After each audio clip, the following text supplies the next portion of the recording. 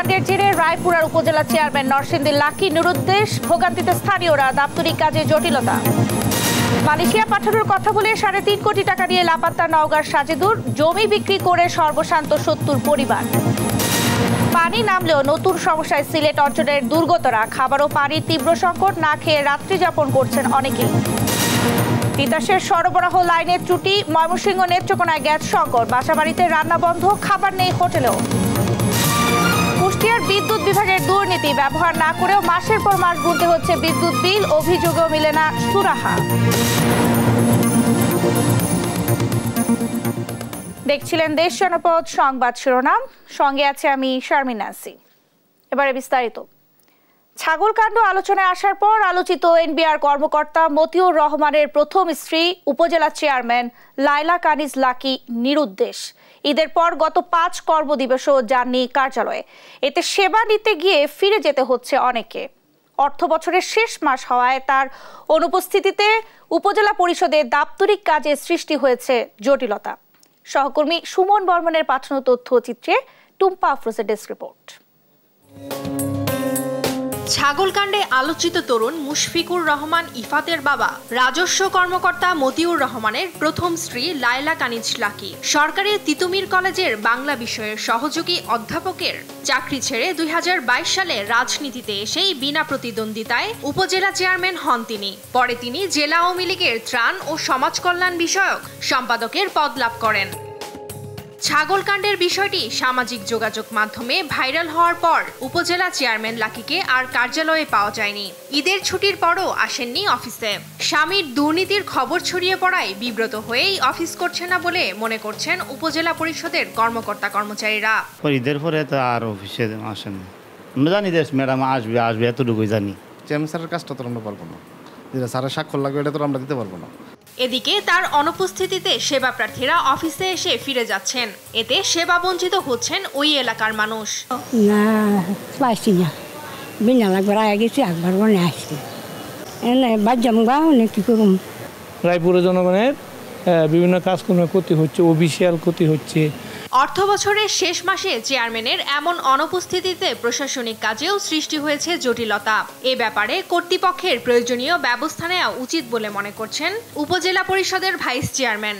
অনেক লোক আসছে যারা ওনার কাছে সাহায্যের জন্য আসছে বা বিভিন্ন কার্যের জন্য আসছে, কিন্তু সেটা কিন্তু হচ্ছে না।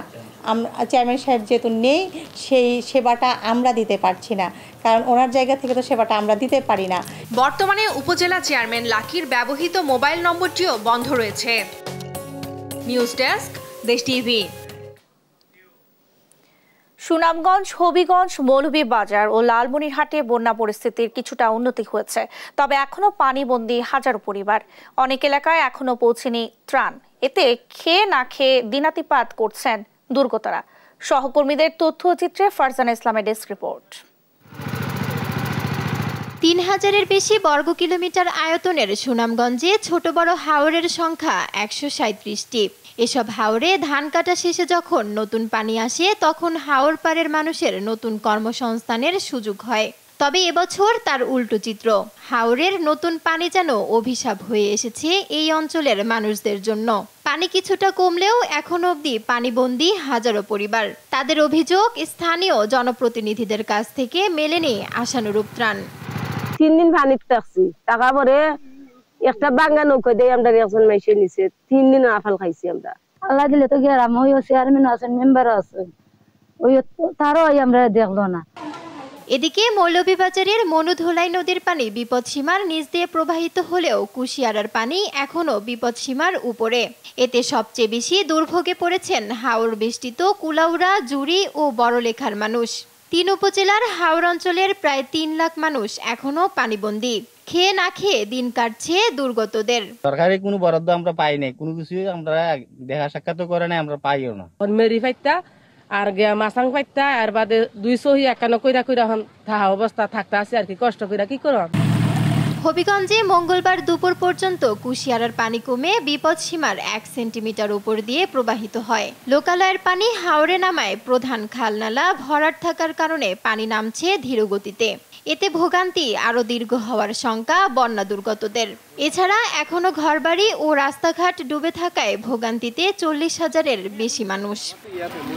লালমনিরহাটের তিস্তার পানি কমায় নিম্নাঞ্চল ও চরাঞ্চলে পানি নামলেও ফুটে উঠেছে ক্ষতচিহ্ন।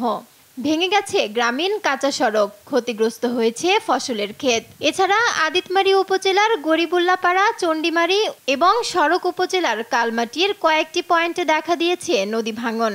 এতে অন্তত 5,000 বসতভিটা, একাধিক মসজিদ ও শিক্ষা প্রতিষ্ঠান ভাঙন হুমকিতে পড়েছে। চর এলাকায় যে সমস্ত বাদামের আবাদ ছিল সে আবাদগুলো নষ্ট হয়েছে, বাদাম উঠাইতে পারে নাই, ফসলের ক্ষতি হয়েছে এবং নদী ভাঙনের দেখা দিচ্ছে পুনরায়। আমাদের নদী ভাঙন শুরু হয়ে গেছে এবং বাড়িঘর অনেক ভেঙে গেছে এবং এখনো ভাঙতেছে। ভাঙন রোধে ব্যবস্থা নেয়ার দাবি ঝুঁকিপূর্ণদের। ফারজানা ইসলাম, নিউজ ডেস্ক, দেশ টিভি।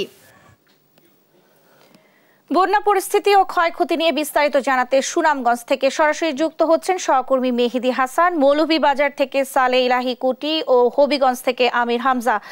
প্রথমেই চলে যাচ্ছি সুনামগঞ্জে মেহেদির কাছে। মেহেদি, বন্যা ও এর ক্ষয়ক্ষতির সবশেষ পরিস্থিতি আমাদের জানাবেন।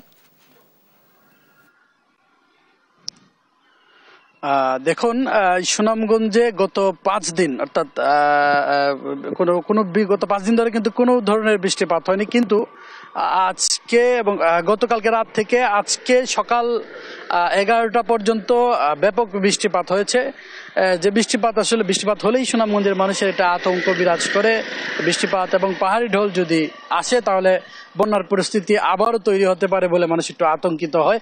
তবে এখন বন্যার কোনো আশঙ্কা নেই, আমাদেরকে জানিয়েছেন পানি উন্নয়ন বোর্ডের সুনামগঞ্জের যিনি নির্বাহী কর্মকর্তা আছেন তিনি। তবে আপনাকে সুনামগঞ্জের যে ক্ষয়ক্ষতির পরিমাণ যদি জানাই, বন্যার পানি নেমে যাওয়ার সাথে সাথে সেই ক্ষত কিন্তু ভেসে উঠছে। সুনামগঞ্জে প্রায় 3,500 কিলোমিটার সড়ক কিন্তু পানিতে নিমজ্জিত ছিল এবং প্রায় 8,000 পুকুর কিন্তু পানিতে ভেসে গেছে। মৎস্য অধিদপ্তরের তথ্য মতে কিন্তু সুনামগঞ্জে প্রায় 72 কোটি টাকার ক্ষয়ক্ষতি হয়েছে, যার পরিমাণ 4,000 হেক্টরের কাছাকাছি। বলেছেন যে মাছ পানিতে ভেসে গেছে বলে আমাদেরকে জানিয়েছেন যে সুনামগঞ্জের যে মৎস্য অধিদপ্তরের কর্মকর্তা। এবং এছাড়া সুনামগঞ্জের যে মানুষের বসতভিটার যে ক্ষতি হয়েছে, আমরা কথা বলেছিলাম সুনামগঞ্জের জেলা প্রশাসক রাশেদ ইকবাল চৌধুরীর সাথে। তিনি আমাদেরকে জানিয়েছেন যে এখন পর্যন্ত সঠিক যে পরিমাণ আসলে তারা এখনো নির্ণয় করতে পারেননি। তবে সকল উপজেলাতে এই উপজেলা নির্বাহী কর্মকর্তাদেরকে নির্দেশ দেওয়া হচ্ছে যে ক্ষতির পরিমাণ নির্ণয় করার জন্য এবং পর্যায়ক্রমে নির্ণয় করে যারা ক্ষতিগ্রস্ত হয়েছেন তাদেরকে সহযোগিতা করবে বলে তিনি আমাদেরকে জানিয়েছেন। এবারে আমরা চলে যাব মৌলভীবাজারে, সেখানে সর্বশেষ পরিস্থিতি জানতে। সেখানে আছেন আমাদের সহকর্মী সালে ইলাহি কুটি। মৌলভীবাজারের সর্বশেষ পরিস্থিতি আমাদেরকে জানান। ধন্যবাদ মেহেদি। আপনি যেমনটি বলছিলেন, সুনামগঞ্জের মতো অবস্থা আমাদের মৌলভীবাজারে বৃষ্টিপাত না হওয়ায় নদীর পানি কমতে শুরু করেছে। এই কমতে শুরু করায় মানুষের মধ্যে আশার আলো জাগিয়ে উঠছে। কিন্তু দুঃখজনক হলো সত্য, এই মৌলভীবাজারের যে হাওর অঞ্চল এখন পর্যন্ত প্রায় 3 লাখ মানুষ পানিবন্দী অবস্থায় আছে, ঘর থেকে বের হতে পারছে না নৌকার ছাড়া। এবং সেই জায়গায় এখন পর্যন্ত পর্যাপ্ত পরিমাণ ত্রাণ সামগ্রী, প্রয়োজনের তুলনায় যে ত্রাণ সামগ্রী সেটা পৌঁছায় নাই। আমরা কথা বলেছিলাম বানবাসী মানুষের সাথে, তারা বলছেন যে তারা পানির সাথে যুদ্ধ করেই তারা বেঁচে আছেন। তারা বলছেন পানির সাথে ভেসতে তাদের যে দুঃখের ওজন সেটা তারা হারিয়ে ফেলেছেন।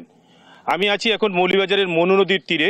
মনু নদীর পানি অনেকটা কমে গেছে, যার কারণে মনু নদীর তীর সংলগ্ন যেই সব জায়গা সেই সব জায়গা থেকে পানি নেমে গেছে, কিন্তু মানুষজন ঘরে ফিরতে পারতেছেন না। আপনাকে যদি একটি বিষয় জানাতে চাই যে মৌলভীবাজারের যে এই বন্যায় এ পর্যন্ত ব্যাপক ক্ষতি সাধিত হয়েছে, তার মধ্যে মৎস্য খামার এবং পুকুরের কয়েক হাজার মেট্রিক টন মাছ ভেসে গেছে, যাতে প্রায় 5 কোটি টাকার মাছের ক্ষতি হয়েছে। সেই সাথে কৃষি বিভাগের সাথে কথা বলেছিলাম, কৃষি বিভাগ জানিয়েছে এখন পর্যন্ত প্রায় 5,016 হেক্টর আউশ যে বীজতলা এবং রূপা আউশ সেটা নষ্ট হয়ে গেছে এবং সবজি বাগান অনেকটাই নষ্ট হয়ে গেছে। এতে প্রায় 42,000 কৃষক ক্ষতিগ্রস্ত হয়েছে। এই ক্ষতির সংখ্যা আরও বৃদ্ধি পেতে পারে। আপনাকে একটি বিষয় জানাতে চাই, যেটি হচ্ছে অত্যন্ত মর্মান্তিক ঘটনা। এইবারের যে বন্যায় এখন পর্যন্ত 6টি শিশু বন্যার পানিতে পড়ে মারা গেছে, যার কারণে মৌলভীবাজারের যে এই বন্যায় অনেকটা বেদনা বিদুর অবস্থায় রয়েছে এবং মৌলভীবাজারের যে সার্বিক বন্যা পরিস্থিতি, সেই বন্যা পরিস্থিতির অনেকটা উন্নতির দিকে। মনুর, ধলাই নদী এবং কুশিয়ারা নদীর বিপদসীমার নিচ দিয়ে প্রবাহিত হচ্ছে, কিন্তু ধলই নদীর পানি এখনো বিপদসীমার উপর দিয়ে, জুরি নদীর পানি এখনো বিপদসীমার উপর দিয়ে প্রবাহিত হচ্ছে, যার কারণে হাওর থেকে এখন পর্যন্ত পানি নামে নাই, যার কারণে মানুষের দুর্ভোগ এখন চরম আকার ধারণ করেছে। প্রয়োজনের তুলনায় প্রশাসনের পক্ষ থেকে ত্রাণ সামগ্রী দেওয়া হচ্ছে বলে আমাকে জেলা প্রশাসক জানিয়েছেন এবং বানবাসী মানুষ বলছেন যে পর্যাপ্ত পরিমাণ ত্রাণ পাওয়া না হয় অর্ধাহারে অনাহারে দিন যাপন করছেন তারা। এই ছিল আমার কাছে মৌলভীবাজারের বন্যা পরিস্থিতির সর্বশেষ খবর। আমি এখন চলে যাব আমাদের সহকর্মী হবিগঞ্জের আমির হামজার কাছে। আমির হামজা, হবিগঞ্জের সর্বশেষ বন্যা পরিস্থিতি এবং ক্ষয়ক্ষতি কি সাধিত হয়েছে সেটা আমাদেরকে জানান একটু। কুটি, আসলে হবিগঞ্জে কিন্তু বন্যার যে পানি সেটি কিন্তু ইতিমধ্যে কমতে শুরু করেছে। আমরা আরেকটি স্বস্তির খবর জানাতে চাই, যেটি কুশিয়ারা নদীর পানি। এই কুশিয়ারা নদীর পানি কিন্তু অনেকটাই বিপদসীমার 1 সেন্টিমিটার উপর দিয়ে প্রবাহিত হচ্ছে। যদিও 1 সেন্টিমিটার উপর দিয়ে প্রবাহিত হচ্ছে, তবে এটি যে আসলে এই কুশিয়ারা নদীর পানির কুশিয়ারার যে পার উপচে কিন্তু নবীগঞ্জে এখনো কিছু এলাকায় পানি প্রবেশ করছে। তবে আসলে এই যে পানি সেটি কিন্তু আসলে এখন খুব শঙ্কার কারণ নেই। যদি উজানের পানি নেমে না আসে তাহলে আসলে খুব বলা যায় শঙ্কা নেই। আমি একটা কথা জানাতে চাই আপনাদেরকে, যে আসলে এই যে পানি এখন বর্তমান অবস্থায় নবীগঞ্জের যে বন্যা কবলিত যে এলাকাগুলো আছে, প্রায় 40,000 মানুষ ইতিমধ্যে কিন্তু এখন পর্যন্ত পানিবন্দী রয়েছেন। যে জায়গাগুলোতে এখনো পানি আটকে আছে এর কারণ হচ্ছে যে ইনাদগঞ্জ ইউনিয়নের যে কয়টি এলাকা আছে, প্রায় সবকটি এলাকার কিন্তু যে সবকটি এলাকায় কিন্তু আসলে যে বাঁধ অর্থাৎ ড্রেনেজ ব্যবস্থা বা খালগুলো রয়েছে, সেই খালগুলো কিন্তু বাদ দিয়ে কিন্তু বন্ধ করে দেওয়া হয়েছে, পাশাপাশি দখল করা হয়েছে। এই দখলের কারণে কিন্তু যে পানির যে নেমে যাওয়ার যে একটি স্বাভাবিক গতি সেটি কিন্তু নেই, খুবই ধীর গতিতে পানি নামছে। তবে গত পরশু এবং আজকে মিলে প্রায় 1.5 ফুটের মতো পানি কিন্তু কমেছে এখন পর্যন্ত। তো এই যে পানি কমছে, পানি কমার পাশাপাশি যে একটু দুর্ভোগের খবর জানাতে চাই আপনাদেরকে। এখন পর্যন্ত কিন্তু আসলে নবীগঞ্জে সরকারের পক্ষ থেকে যে ত্রাণ সহায়তা দেওয়া হয়েছে সেটি কিন্তু আসলে খুবই অপ্রতুল। তবে সরকারের পাশাপাশি ব্যক্তি পর্যায়ে যারা আছেন তারা কিন্তু আজকে এই 2-3 দিন ধরে কিন্তু বিভিন্ন সংগঠন, বিভিন্ন প্রবাসীরা মিলে কিন্তু যারা বানবাসী আছেন তাদেরকে আসলে ত্রাণ সহায়তা দিচ্ছেন। তো এই ত্রাণগুলো খেয়ে কিন্তু আসলে মানুষ এখন দিনাতিপাত করছেন। আমি একটু জানাতে চাই আসলে এই যে আজকে এই যে গত 5 দিন ধরে যে বন্যা পরিস্থিতির সৃষ্টি হয়েছে, আসলে আমরা প্রশাসনের যে নবীগঞ্জ উপজেলা যে ইউনো তার সাথে তার কাছ থেকে আমরা আসলে বন্যার যে আপডেট সেই তথ্যগুলো আসলে সঠিক তথ্য পাচ্ছে না। আমি কিছুক্ষণ আগেও আজকে সারাদিন কল দিয়েছি নবীগঞ্জের যে ইউনো, তার কাছ থেকে যে এখন পর্যন্ত আশ্রয় কেন্দ্রে কতটি পরিবার আছে সেই তথ্য কিন্তু আজকে সারাদিন কিন্তু আমরা খবর পাইনি। তবে আমরা খবর পেয়েছি যে 2-1টি আমাদের বিচ্ছিন্নভাবে খবর পেয়েছি যে 2-1টি জায়গার 2-1টি পরিবার কিন্তু আজকেও কিন্তু আশ্রয় কেন্দ্রে ছেড়ে তারা বাড়ি করে গিয়েছেন। এর আগে গতকাল কিন্তু আমরা খবর পেয়েছিলাম যে 297 জন পরিবারের মধ্যে 4টি পরিবার ইতিমধ্যে কিন্তু আসলে তাদের বাড়ি করে আশ্রয় নিয়েছেন। বাকি 293টি পরিবার এখন গতকাল পর্যন্ত তারা আশ্রয় করেছিলেন। তবে আজকের যে সঠিক তথ্য সেটি কিন্তু আমরা এখন পর্যন্ত পাইনি। তো এই ছিল আমার কাছে আসলে হবিগঞ্জের যে বন্যা পরিস্থিতি সবশেষ। হামজা, আপনাকে ধন্যবাদ। সে সঙ্গে কুটি এবং মেহেদি আপনাদেরও ধন্যবাদ জানাচ্ছি। দর্শক, হবিগঞ্জ, মৌলভীবাজার এবং সুনামগঞ্জ থেকে আমাদের সঙ্গে যুক্ত হয়েছিলেন সহকর্মীরা, সেখানকার বন্যা পরিস্থিতি সম্পর্কে সর্বশেষ আপডেট দিচ্ছিলেন। মালয়েশিয়া পাঠানোর কথা বলে 3.5 কোটি টাকা নিয়ে লাপাত্তা নওগাঁর সাজিদুর রহমান। প্রতারণার শিকার বিদেশ যেতে ইচ্ছুক জেলার অন্তত 70 জন। অনেকের হাতে ধরিয়ে দেওয়া হয় ভুয়া টিকিট ও ভিসা। জায়গা জমি বিক্রি করে দালালকে টাকা দিয়ে বিদেশে যেতে না পেরে সর্বশান্ত এইসব মানুষ। সহকর্মী কাজী কামাল হোসেনের পাঠানো তথ্য ছবিতে আরও জানাচ্ছেন আপন অপু। মালয়েশিয়া যাওয়ার জন্য ভিসা টিকিট নিয়ে ঢাকার হযরত শাহজালাল বিমানবন্দরে আসেন রাজু, রবিউল, মাহবুব সহ আরো কয়েকজন। কিন্তু বিমানবন্দরে এসে তাদের মাথায় হাত। জানতে পারলেন ভিসা টিকিট দুটোই ভুয়া। নকল ভিসা এবং নকল টিকিট বুকিং দেওয়ার কথা বলে বুকিংয়ের টিকিট নিছে, দিয়ে আমাদেরকে বলেছে সবাই 5.5 লক্ষ টাকা করে দাও। যে আমার আসলে বেঁচে থাকা ঠিক না মৃত্যুবরণ করা উচিত আমি কিছু বুঝতে পারছি না। আমি টাকা দিতে দিতে আজ নিঃস্ব। এভাবে ভুয়া ভিসা টিকিট দিয়ে 70 জনের কাছ থেকে 5 লাখ টাকা করে প্রায় 3.5 কোটি টাকা হাতিয়েছে নওগাঁর আত্রাই উপজেলার জগদাস গ্রামের সাজেদুর রহমান। বর্তমানে লাপাত্তা এক সময়ের এই মালয়েশিয়া প্রবাসী সাজেদুর। গ্রামের সহজ সরল মানুষ মালয়েশিয়া যাওয়ার জন্য জমি জমা, স্বর্ণালংকার, গরু ছাগল বিক্রি ও ঋণ করে কয়েক দফায় টাকা দেন সাজেদুরকে। টাকা নিয়ে অনেক ঘুরেও তার মাধ্যমে বিদেশ যেতে পারেননি কেউ। এরপর এসব ভুক্তভোগীদের কেউ কেউ হাতে পান এসব ভুয়া ভিসা টিকিট। এখন সর্বশান্ত এসব মানুষের অনেকেই ঋণের চাপে বাড়ি ছাড়া। ব্যাংকের টাকা তুলেছি, সুদের টাকা লিছি, এইভাবে ছুটটা নিচ্ছি। 5 লাখ টাকা কিস্তিতে তুলে দিছি, 3 বারে টাকা দিছি। আমি 5,85,000 টাকা ওর কাছে পেড দিছি, দেওয়ার পরও ওই টাল বাহানা এখনো ছাড়িচ্ছে না। এসব বিষয়ে সাজেদুরের সঙ্গে যোগাযোগ করা হলে আশ্বাস দেন ভুক্তভোগীদের বিদেশে পাঠানোর। আর পুলিশ বলছে লিখিত অভিযোগ পেলে নেওয়া হবে ব্যবস্থা। তাদের মালয়েশিয়াতে এনে যেভাবে হোক তাদের কর্ম কাজ যেটা বা কোম্পানি সবকিছু ঠিক রেখে তাদের মালয়েশিয়া এনে কাজ দেওয়া আমার লক্ষ্য হয়। অভিযোগ পেলে আমরা প্রপারলি এটি তদন্ত করব, তার যতগুলো অপরাধ প্রমাণিত হবে সবগুলোর আমরা চার্জশিট দাখিল করব এবং ভুক্তভোগী মানুষগুলো যারা টাকা দিয়ে প্রতারিত হয়েছে তাদের এই প্রতিকার যেন তারা দ্রুত পায়, এই বিষয়ে আমাদের জেলা পুলিশের পক্ষ থেকে করণীয় যা যা আছে আমরা সবগুলোই করব। ভুক্তভোগীদের চাওয়া শিগগিরই প্রতারক সাজেদুরের কাছ থেকে টাকা উদ্ধারে পদক্ষেপ নেবে প্রশাসন। News desk, this TV. Mymensingh ও নেত্রকোনায় বন্ধ রয়েছে বাসাবাড়িতে তিতাসের গ্যাস সরবরাহ। এতে চরম ভোগান্তিতে পড়েছেন গ্রাহকরা। সোমবার রাত 11টায় হঠাৎই 2 জেলায় বন্ধ হয়ে যায় গ্যাস সরবরাহ। জানা যায় সোমবার সকালে ময়মনসিংহের ত্রিশাল উপজেলার নারায়ণপুর গ্রামে একটি প্রতিষ্ঠানের ভবন নির্মাণ কাজের পাইলিং করতে গেলে গ্যাস লাইনে আঘাত লাগে। এতে ঢাকা ময়মনসিংহ তিতাস গ্যাস সঞ্চালন পাইপলাইন ছিদ্র হয়ে যায়। এ কারণে বন্ধ করে দেওয়া হয় গ্যাস সরবরাহ। কর্তৃপক্ষ জানায় লিকেজ সারানোর কাজ চলছে। দ্রুতই গ্যাস সরবরাহ স্বাভাবিক করার চেষ্টা চলছে। সঞ্চালন পাইপলাইনের লিকেজ মেরামতের জন্য চেষ্টা করতেছি। আমাদের টিম চলে আসছে, আমরা কালকে রাত থেকেই এটা মেরামতের জন্য চেষ্টা করতেছি। আমরা আশা করি দ্রুততম সময়ের মধ্যে গ্যাস সরবরাহ করতে পারব। এই নিয়ে আরো জানাতে ময়মনসিংহ থেকে সরাসরি যুক্ত হচ্ছেন সহকর্মী ইলিয়াস আহমেদ। ইলিয়াস, ময়মনসিংহে বর্তমানে গ্রাহকদের রান্না বান্নার পরিস্থিতি কি? কখন নাগাদ স্বাভাবিক হতে পারে গ্যাস সরবরাহ? আজকে ভোর থেকে কিন্তু ময়মনসিংহ নেত্রকোনায় গ্যাস সরবরাহ বন্ধ রয়েছে। অর্থাৎ তিতাসের গ্রাহক যারা রয়েছেন তারা কিন্তু চরম ভোগান্তির মধ্যে তারা পড়েছেন। অর্থাৎ রান্নাবান্না তারা বাসা বাড়িতে করতে পারছেন না। আমরা দেখেছি অনেকেই কিন্তু নগরীতে যে হোটেল রেস্টুরেন্ট রয়েছে সেই হোটেল রেস্টুরেন্টে কিন্তু তারা ভিড় জমাচ্ছেন। অর্থাৎ হোটেল কর্তৃপক্ষ কিন্তু তাদের খাবার সরবরাহ করতে তারা হিমশিম কাটছেন। আমি এখন রয়েছি ময়মনসিংহ নগরীর ছোট বাজার এলাকায় রয়েছি। অর্থাৎ রসনা বিলাস হোটেলে রয়েছে আমরা। অর্থাৎ এই হোটেলের পরিবেশটা একটু আপনাকে দেখাতে চাই।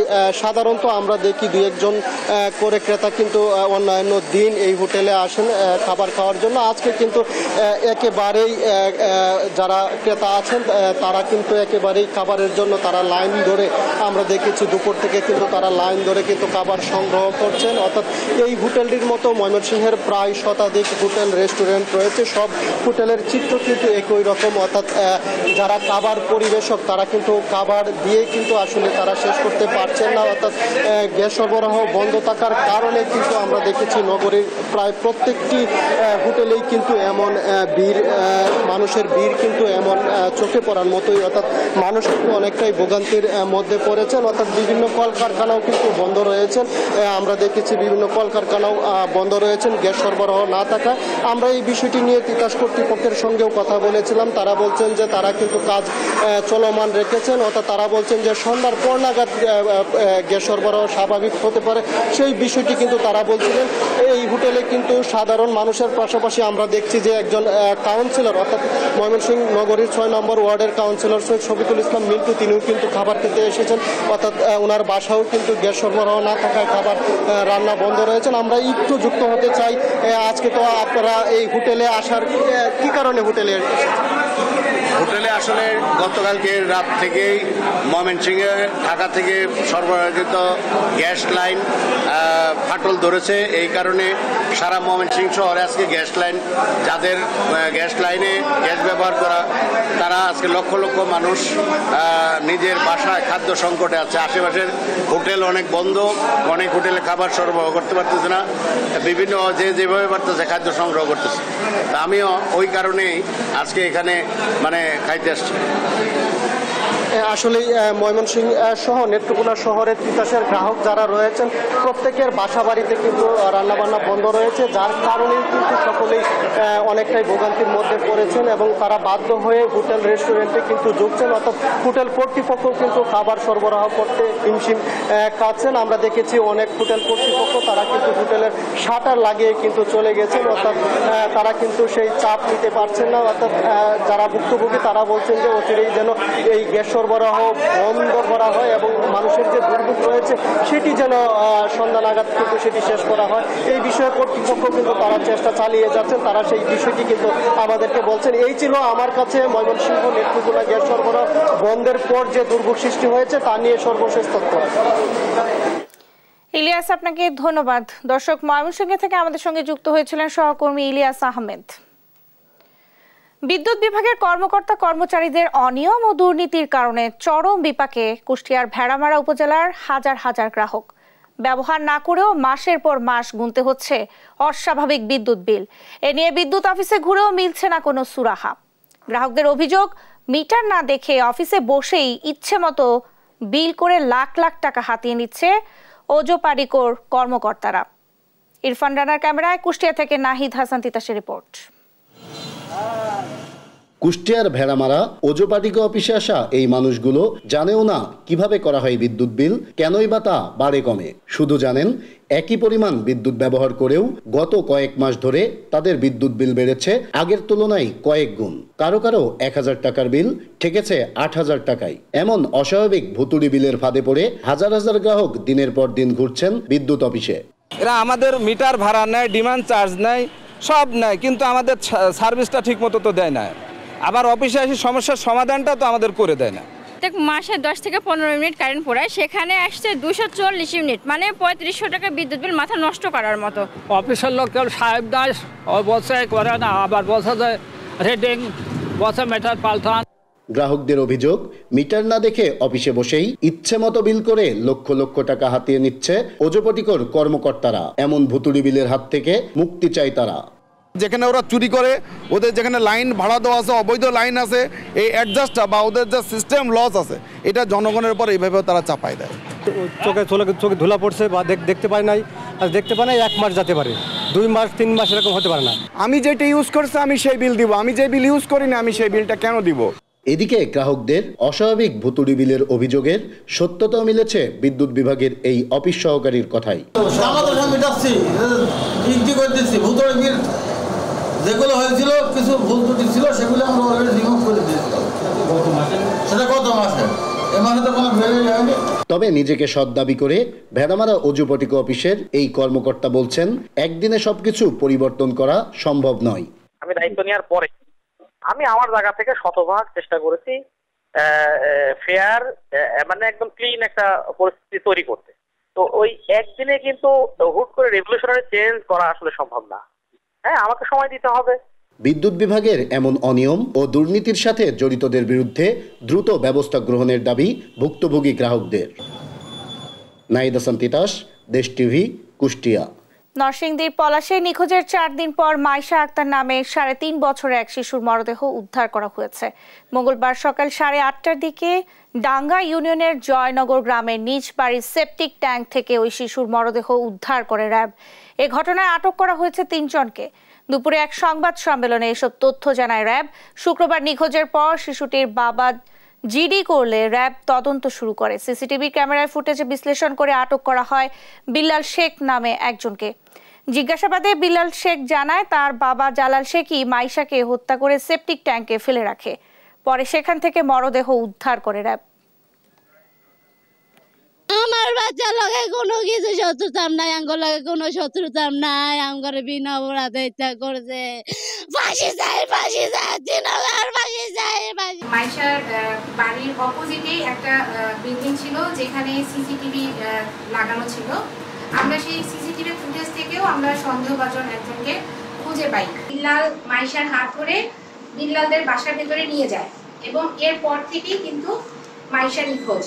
মাইশাকে এরপরে আর কোথাও দেখা যায়নি। জিজ্ঞাসাবাদ করলে এক পর্যায়ে সে আমাদের কাছে বলে যে তার বাবা নাম হলো জালাল, সে এই ঘটনার সাথে জড়িত। 2018 সালে 31 থেকে 50 শয্যায় উন্নীত করা হয় নাইক্ষ্যংছড়ি স্বাস্থ্য কমপ্লেক্স। গেল 6 বছর পার হলেও এখনো পূরণ হয়নি জনবল। 31 শয্যা পরিচালনা করার মতো লোকবল নেই হাসপাতালটিতে। চিকিৎসকের অনুপস্থিত সহ নানা অনিয়ম ঘিরে ধরেছে। এতে করে উপজেলাবাসীর স্বাস্থ্যসেবা মারাত্মকভাবে ব্যাহত হচ্ছে। কর্তৃপক্ষের সুষ্ঠু মনিটরিং এর অভাবেই এমন অবস্থা মনে করছেন স্থানীয়রা। বান্দরবান থেকে সহকর্মী আবুল বাশার নয়নের পাঠানো প্রতিবেদন। সময় সকাল 11টা। সাংবাদিকের উপস্থিতি টের পেয়ে বড়কর্তার দরজায় লাগানো বায়োমেট্রিক মেশিন চালু করছেন হাসপাতালের টিকিট কাউন্টারে দায়িত্বে থাকা এক কর্মী। এর কিছুক্ষণ পর 11টা 27 মিনিটে সিএনজি গাড়িতে চড়ে হাসপাতালে এলেন স্বাস্থ্য ও পরিবার পরিকল্পনা কর্মকর্তা ডাক্তার AZM সেলিম। অন্যদিকে জরুরি বিভাগের সামনে চিকিৎসা প্রার্থী নারী পুরুষের দীর্ঘ লাইন। ভেতরে চিকিৎসা দিচ্ছেন এক উপসহকারী কমিউনিটি মেডিকেল অফিসার। বান্দরবানের নাইক্ষ্যংছড়ি স্বাস্থ্য কমপ্লেক্সের প্রতিদিনকার চিত্র এটি। সরকারি এই হাসপাতালটিতে যন্ত্রাংশ থাকলেও পাহাড়ি প্রত্যন্ত অঞ্চল থেকে আসা অসহায় রোগীদের প্রাথমিক চিকিৎসা না দিয়েই কক্সবাজার হাসপাতালে রেফার করা হয়। আর ডাক্তারদের ভূমিকায় কাজ করেন নার্স। এভাবেই চলছে হাসপাতালটির স্বাস্থ্যসেবা। একদিন হয়ে গেছে ডাক্তার আসে নাই, নার্স দেখছে। আমি কালকে গরিবের আগে আমার মামাকে নিয়ে এখানে আসছি, ডাক্তার আসে নাই। ছোট রোগ নিয়ে গেল, তারা এই সেবাগুলি পাচ্ছেন না। সেখানে যাওয়া মাত্রই তাদেরকে কক্সবাজার রেফার করা হয়। এখনো পুরাতন ভবন আছে, পুরাতন বেডশিট, পুরাতন সিট এগুলো ব্যবহার করতেছে। কাগজপত্র অনুযায়ী ডাক্তার রয়েছেন 6 জন, কিন্তু টানা 3 দিন বিভিন্ন সময় হাসপাতাল পরিদর্শন করে দেখা গেছে একজন মাত্র ডাক্তার উপস্থিত ছিলেন। 2 জন মেডিকেল অফিসার হওয়াতে আমাদের ইমার্জেন্সি, বহির্বিভাগ এবং অন্তর্বিভাগ 2 জনকে দেখতে হয়। এই সমস্ত কাজের কারণে ওনাদের একটা আমার মনে হয় যে ওরা যখন কম্পেয়ার করছেন সেই তুলনায় ডাক্তার কম বলে মনে করছেন। অভিযোগ প্রসঙ্গে জানতে স্বাস্থ্য ও পরিবার পরিকল্পনা কর্মকর্তার সরকারি নাম্বারে একাধিকবার যোগাযোগ করা হলেও তিনি ফোন রিসিভ করেননি। আবুল বাশার নয়ন, দেশ টিভি, বান্দরবান। পঞ্চগড়ে হয়ে গেল ঘোড়দৌড় প্রতিযোগিতা। এতে অংশ নেয় 40টি ঘোড়া।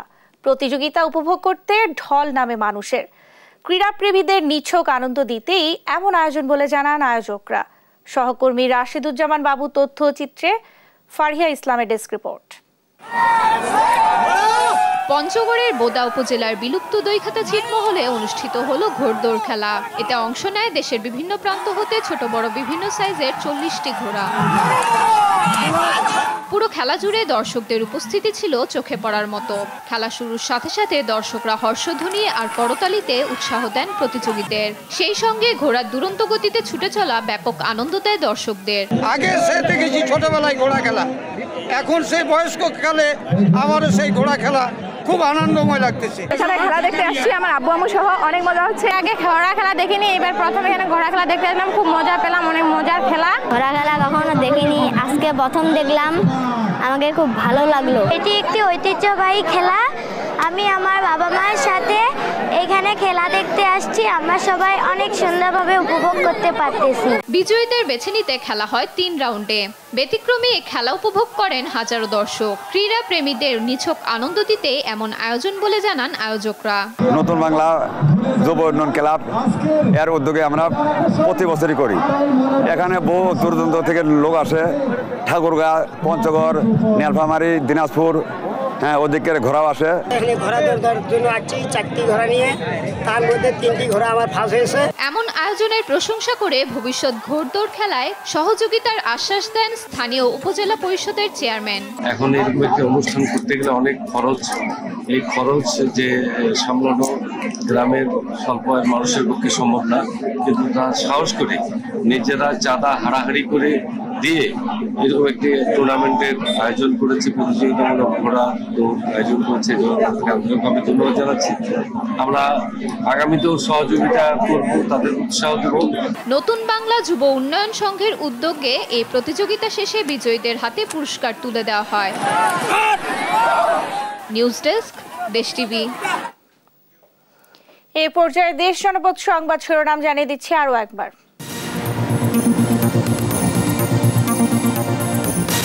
ছাগল কাণ্ডের জেরে রায়পুরা উপজেলা চেয়ারম্যান নরসিংদীর লাকি নিরুদ্দেশ, ভোগান্তিতে স্থানীয়রা, দাপ্তরিক কাজের জটিলতা।